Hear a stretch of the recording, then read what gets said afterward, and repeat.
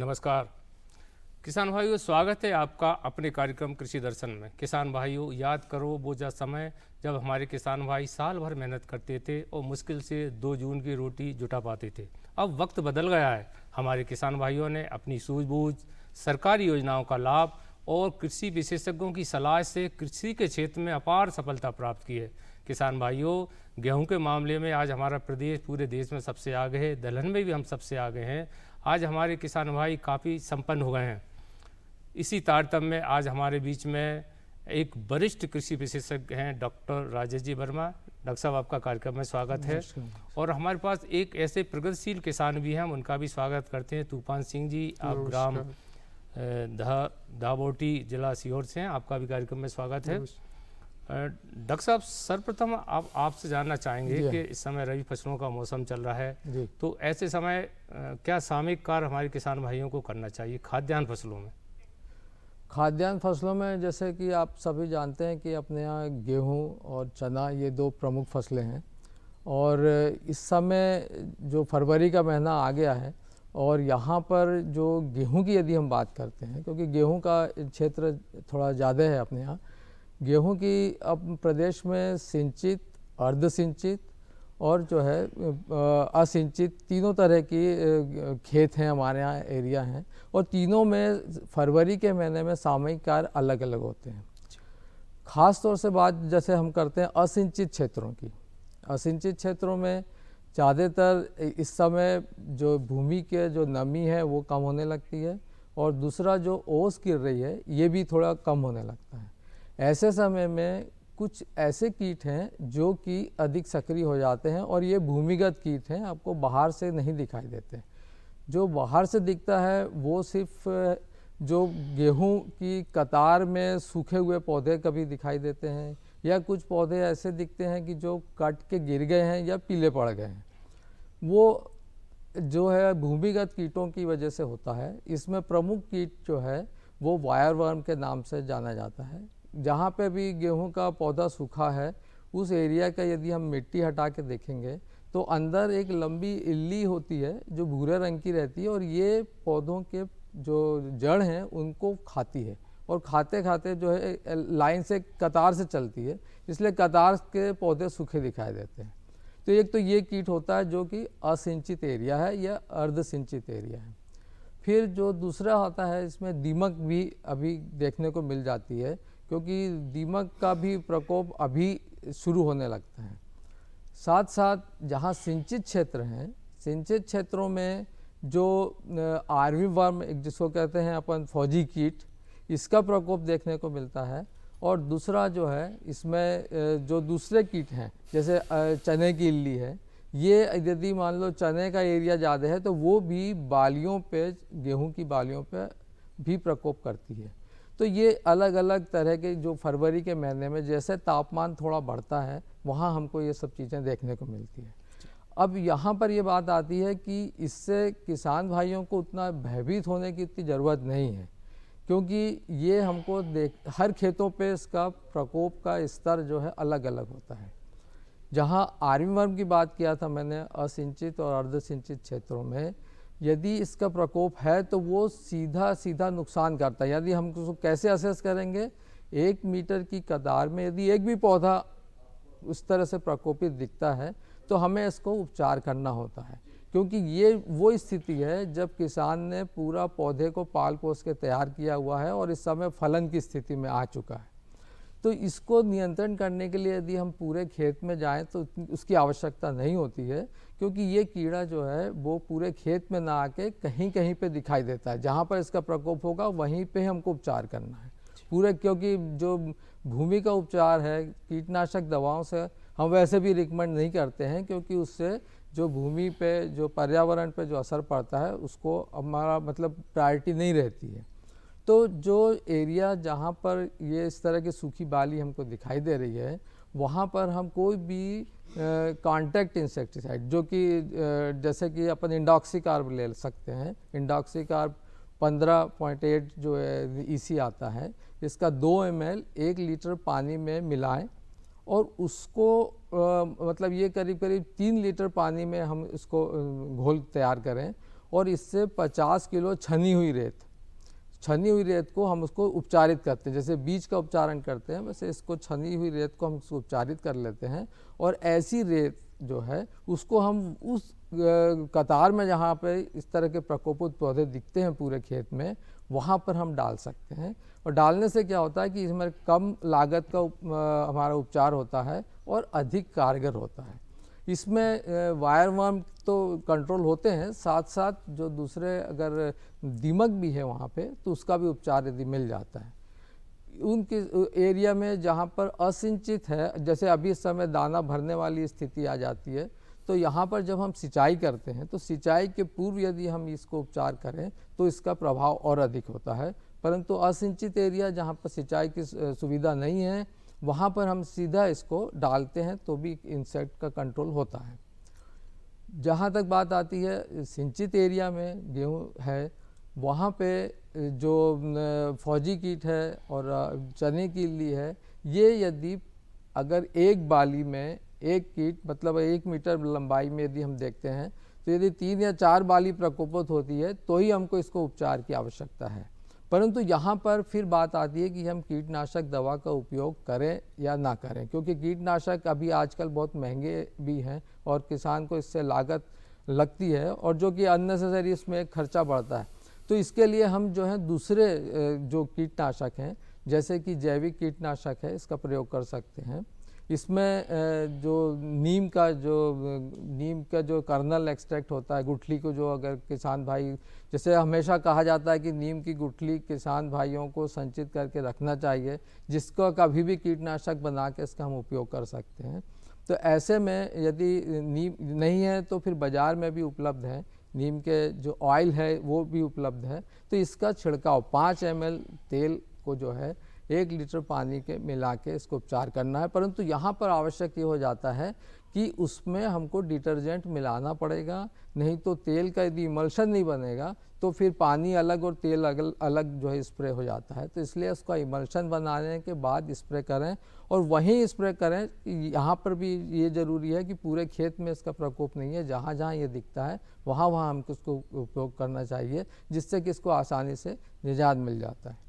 यहाँ पर मैं एक बात और कहूँगा कि जिन खेतों में चूहों का प्रकोप शुरू हो गया है, क्योंकि ये ख़ास तौर से असिंचित क्षेत्र में देखते हैं कि चूहे का प्रकोप है, तो वहाँ थोड़ा हमको सजग रहना पड़ता है और उसको अभी से नियंत्रित करें, क्योंकि जब बाली दाने भर जाते हैं तब फिर काफ़ी मात्रा में नुकसान हो जाता है। तो उसको भी अभी से किसान भाई उसके जितने भी छेद हैं कि चूहों के बिल हैं उसे मूंद दें। मूंदने के बाद किसी चीज़ से लकड़ी या कोई चीज़ लगा के उसको निशान लगा लें और दूसरे दिन देखें कि उनमें से कितने बिल खुल रहे हैं। कई बार क्या होता है कि बिल तो बने हैं परंतु चूहे नहीं होते हैं, तो उसमें से जो बिल खुले रह गए हैं वहाँ पर हमको उपचार करना होता है।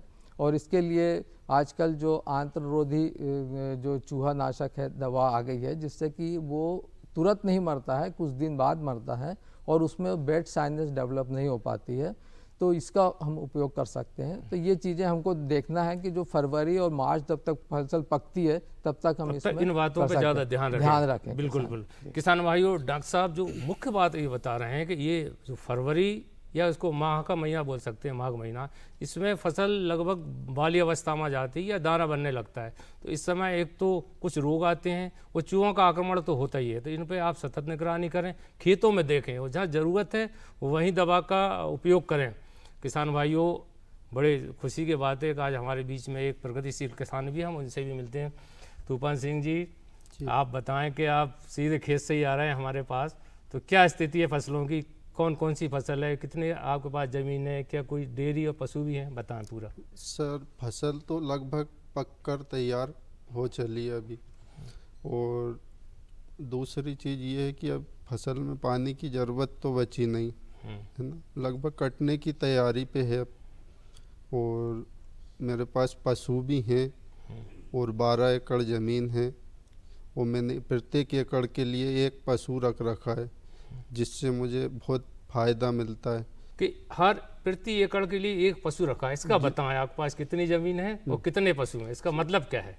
12 एकड़ ज़मीन है मेरे पास और 12 पशु है। हाँ, 1 एकड़ का पशु का खाद 1 एकड़ ज़मीन में पर्याप्त रहता है।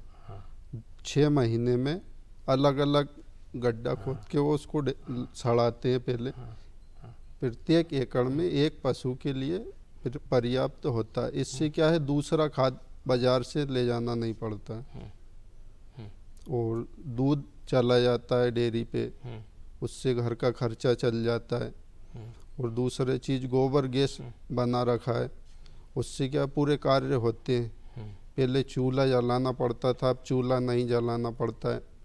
और नहीं, आप कह रहे हैं कि चूल्हा नहीं जलाना पड़ता है। जी। किसान भाइयों, आप इनकी बात ध्यान से सुने। आप कितनी बढ़िया वैज्ञानिक बात बता रहे हैं कि अगर आपके पास 1 एकड़ ज़मीन है तो एक पशु गाय या भैंस पालें।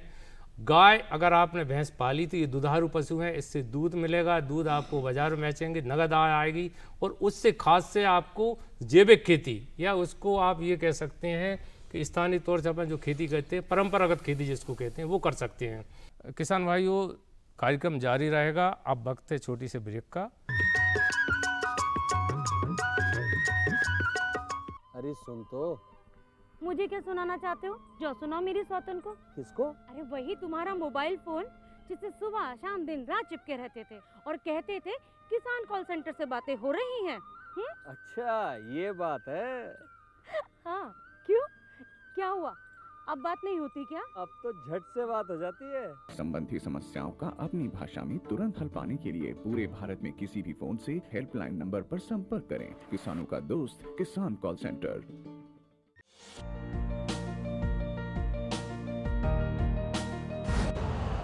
यूरिया का स्वदेशी उत्पादन 70 लाख टन बढ़ाने के लिए 6 उर्वरक संयंत्रों का उद्धार किया जा रहा है।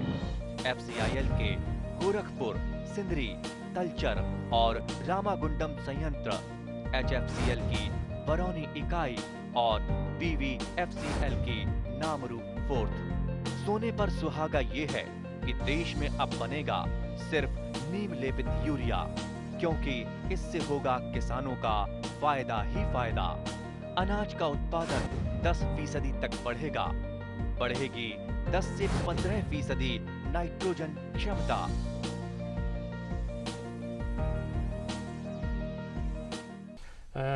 डॉक्टर साहब, इनने गोबर के खाद के बारे में बताया है, तो उसमें कौन कौन से ऐसे तत्व होते हैं उसको बताएं थोड़ा।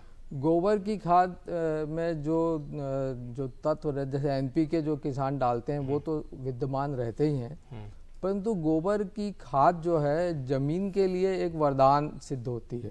जैसे ज़मीन में जो ज़रूरत पड़ती, जो माइक्रो न्यूट्रिएंट रहते हैं, पोषक जो जीवाणु रहते हैं, उनको वृद्धि के लिए एक मीडिया मिल जाता है। दूसरी चीज़ ये होती है कि पानी, जो भूमि की जो वाटर होल्डिंग, मतलब पानी को संग्रहित करने की जो क्षमता है वो बढ़ जाती है, जिससे कि वाष्पित होकर पानी उड़ता नहीं है और उसमें पोरोसिटी रहती है, जिसमें कि जो हवा है वो अच्छे से जाती है, जड़ों का विकास अच्छे से होता है।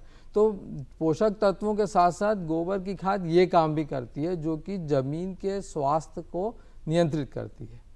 साथ साथ इन्होंने एक बहुत अच्छी बात कही है, मैं इसमें इनको सुझाव देना चाहूँगा कि जो गाय इन्होंने जो पाल रखे हैं या जानवर पाल रखे हैं, 1 एकड़ के पीछे एक जानवर, इसमें जो गोमूत्र है, जो गोमूत्र का भी उपयोग ये खाद के रूप में कर सकते हैं। इसके लिए ज़रूरी है कि जहाँ पर इन्होंने गाय वगैरह रखी है, जानवर रखे हुए हैं, वहाँ पे इनका यदि मूत्र को हम ऐसी कुछ नाली बना के किसी टैंक में, जैसे 500 लीटर का है या 200 लीटर का टैंक है, उसमें हम इसको संग्रहित कर लें।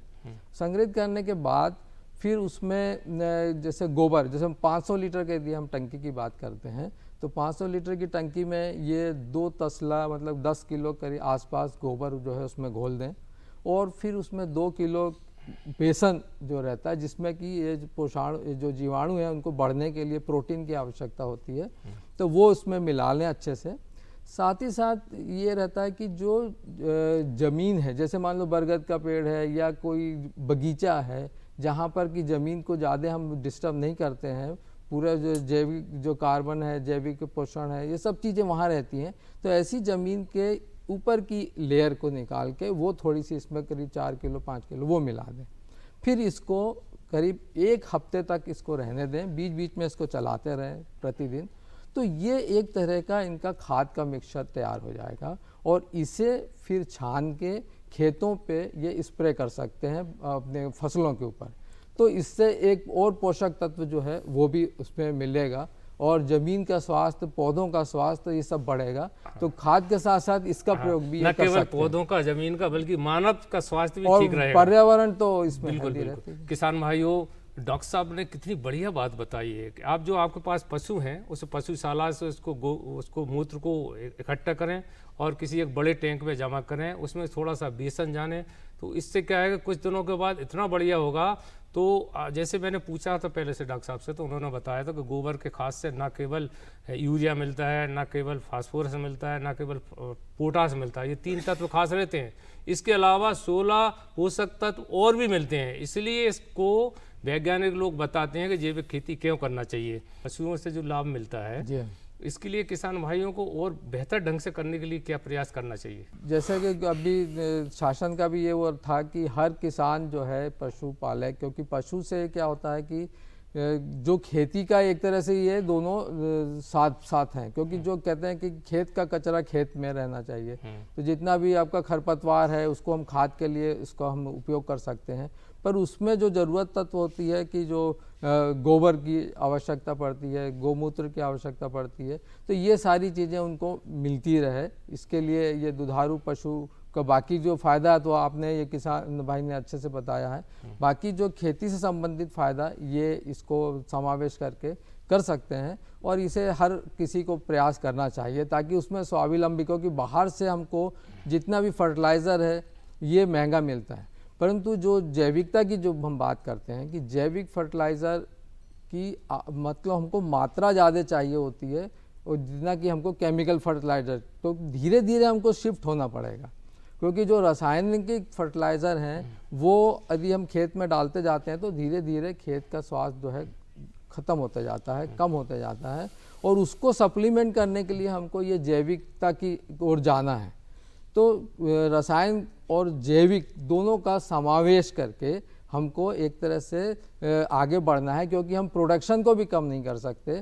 प्रोडक्शन के लिए जितना भी उसको पोषक तत्व चाहिए उतना हमको देना है, नहीं तो हमारे ईल्ड पे असर पड़ता है। तो हम यहाँ पर और हमको ज़मीन का स्वास्थ्य पे भी ध्यान रखना है।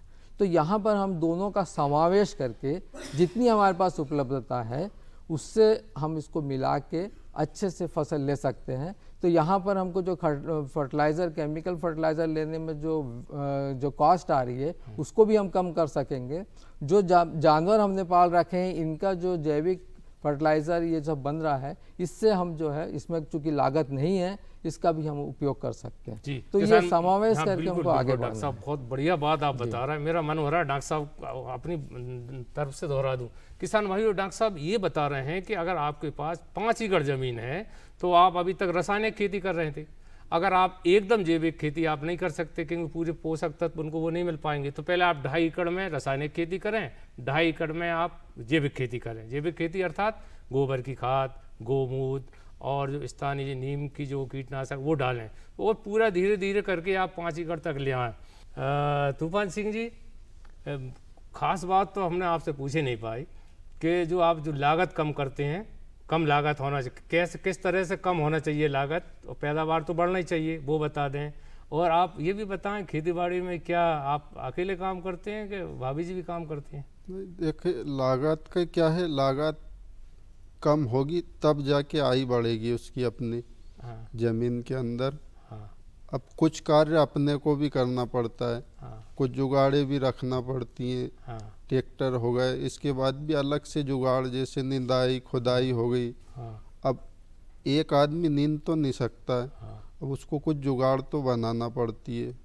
बताओ जुगाड़ आप अकेले करते हैं खेती बाड़ी के? नहीं, दोनों करते हैं, मियाँ बीवी दोनों ही करते हैं। अच्छा अच्छा अच्छा। घरवाली भी जाती है साथ में। अच्छा, तो खेती बाड़ी का क्या क्या काम करती हैं महिलाएं गांव में? सारा ही काम करती हैं लगभग, जैसे निंदाई, कटाई, ढुआई, निकलाई फसल की, फसल को घर में रखना, उसकी साफ सफाई करना, पूरी 70% महिला ही करती हैं काम। 30% आदमी करता है। तो ये मान के चलें कि हमारी जो माताएं बहनें हैं न केवल खेती का आधा काम करती हैं बल्कि घर गृहस्थी का भी पूरा काम करती हैं, तो ऐसे 70% काम वो करती हैं जी। तो देश के विकास में न केवल पुरुषों का बल्कि महिलाओं का महत्वपूर्ण योगदान है। किसान भाइयों, अभी आपने देखा और जाना कि अगर आप वैज्ञानिक ढंग से खेती करें और उनके बताए हुए जो सुझाव हैं उनका पालन करें तो खेती में जो छोटी मोटी समस्या आती वो तो निपट ही जाएंगी। लेकिन आप जैविक खेती अगर करते हैं, जिसे हम प्राकृतिक खेती भी कह सकते हैं, इससे लागत कम होगी। और हम तो जानते हैं किसान भाई आप कितनी मेहनत करते हैं, पूरे देश में हमारे प्रदेश का नाम एक ऊंचा कर दिया। हमारा प्रदेश अब पीछे नहीं है, खाद्यान्न के मामले में काफ़ी आगे है। डॉक्टर साहब, आपने हमारे किसान भाइयों को समय पर बहुत महत्वपूर्ण जानकारी दी, न केवल खाद्यान्न फसलों की बल्कि उद्यान की फसलों की। बहुत बहुत धन्यवाद। और तूफान सिंह जी, जब भी किसान हमारे बीच में आते हैं हमें बहुत खुशी होती है। हमें उम्मीद है कि हम महिला किसानों से भी आगे चर्चा करें। आपका भी बहुत बहुत धन्यवाद। किसान भाइयों, हर चीज़ का अपना एक वक्त होता है। अब वक्त है खबरें खेती का, आइए जानते हैं। नमस्कार किसान भाइयों, खबरें खेती की में आपका बहुत बहुत स्वागत है। आइए नजर डालते हैं आज के मुख्य समाचारों पर। केंद्रीय बजट में किसानों के हित में अहम फैसले। 0% ब्याज दर पर फसल ऋण मिलता रहेगा। प्रदेश को उद्यानिकी क्षेत्र में अग्रणी राज्य बनाएंगे। जायद में लगाएं खीरा।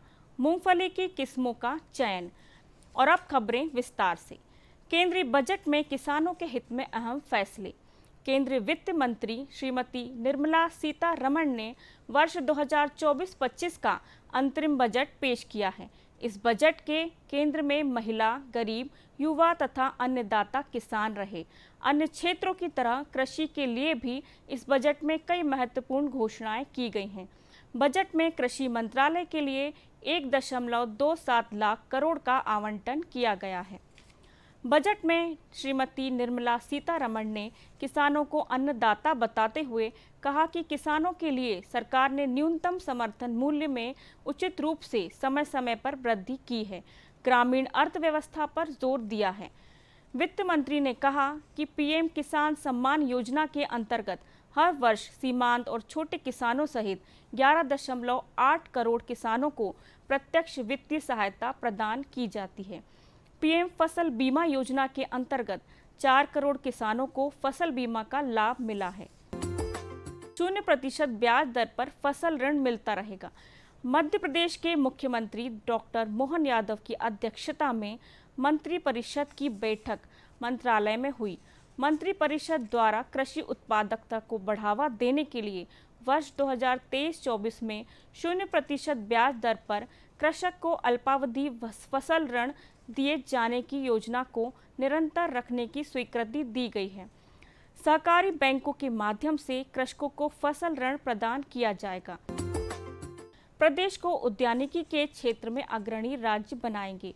मध्य प्रदेश के उद्यानिकी प्रसंस्करण मंत्री श्री नारायण सिंह कुशवाहा ने कहा है कि उद्यानिकी के माध्यम से रोजगार मूलक योजनाओं का क्रियान्वयन समय सीमा में किया जाए। उन्होंने कहा कि मध्य प्रदेश को उद्यानिकी के क्षेत्र में अग्रणी राज्य बनाने के लिए केंद्र और राज्य प्रवर्तित योजनाओं की सतत मॉनिटरिंग की जाए। श्री कुशवाहा ने कहा कि वर्ष 2024-25 में 10,973 करोड़ के बजट प्रस्ताव तैयार किए गए हैं। उद्यानिकी मंत्री ने कहा कि कृषि के साथ उद्यानिकी कृषि अर्थव्यवस्था का मूल आधार है। छोटे और सीमांत कृषक फल, सब्जी और फूलों की खेती से अच्छी आय अर्जित कर सकते हैं। उन्होंने कहा कि केंद्र सरकार द्वारा भी उद्यानिकी गतिविधियों को बढ़ावा देने के लिए अनेक स्पेशल प्रोग्राम संचालित किए जाते हैं। उन्होंने विशेष प्रोग्राम के लिए प्रोजेक्ट बनाने के निर्देश भी दिए हैं। जायद में लगाएं खीरा। जायद की फसल के लिए 15 मार्च तक खीरे की बोनी किसान भाई कर सकते हैं। नगदी फसल खीरा छोटी जोत के किसानों के लिए आमदनी का बेहतर जरिया बन रहा है। सभी तरह की मिट्टी में होने वाले खीरे की फसल के लिए किस्मों का चयन ज़रूरत के मुताबिक किया जा सकता है, जिसमें Japanese long green, straight eight, Pusa Sanyog, Priya Poinsett, Sheetal, Kalyanpur, हरा लंबा पूसा, हरा खीरा, बालम खीरा आदि का चयन किया जा सकता है। किसान भाई खेत की तैयारी कर बोने के लिए 80 से 85% अंकुरण क्षमता वाला बीज 2.5 से 3.5 किलोग्राम प्रति हेक्टेयर की दर से उपयोग करें। मूंगफली की किस्मों का चयन। किसान भाइयों को मूंगफली की किस्मों के चयन में कई बार असमंजस की स्थिति बनती है। ऐसे में वैज्ञानिकों से परामर्श और ज़रूरत के मुताबिक किस्मों का चयन किया जाना चाहिए। जूनागढ़ 11 यह किस्म 107 से 110 दिनों में पककर तैयार हो जाती है। इसमें फलियों की औसत पैदावार 10 से 15 क्विंटल प्रति हेक्टेयर होती है। तेल की मात्रा 49.9% तक पाई जाती है। यह किस्म विशेषकर ग्रीष्म की खेती के लिए उपयुक्त है। AK 12 से 24 यह किस्म 105 से 110 दिन में पककर तैयार हो जाती है। इसमें फलियों की पैदावार 10 से 15 क्विंटल प्रति हेक्टेयर है। इसमें तेल की मात्रा 48.5% तक पाई जाती है। गंगापुरी यह किस्म 90 से 100 दिन में पककर तैयार हो जाती है। इस किस्म में फलियों की पैदावार 15 से 20 क्विंटल प्रति हेक्टेयर होती है। ज्योति यह किस्म 105 से 110 दिन में पककर तैयार हो जाती है। इसमें फलियों की पैदावार 15 से 20 क्विंटल प्रति हेक्टेयर होती है। इस किस्म में 53% तक तेल की मात्रा पाई जाती है। इसमें जड़, सड़न तथा कॉलर रॉड का प्रभाव कम पाया जाता है। तो किसान भाइयों, खबरें खेती की में फिलहाल इतना ही। दीजिए अनुमति। नमस्कार। किसान भाइयों, कृषि दर्शन कार्यक्रम में हम किसानों की सारी समस्याओं का हल करते हैं, कृषि विशेषज्ञों को बुलाते हैं और सामूहिक कृषि चर्चा भी करते हैं। फिर समय समय पर हम प्रगतिशील उन्नत किसानों से भी उनकी राय जानते हैं। इस प्रकार हमारा उद्देश्य होता है कि किसान बने धनवान, ताकि हमारे देश भी धनवान बने। अगले कार्यक्रम में फिर ऐसी नई जानकारी के साथ आपसे मिलेंगे। तब तक के लिए नमस्कार।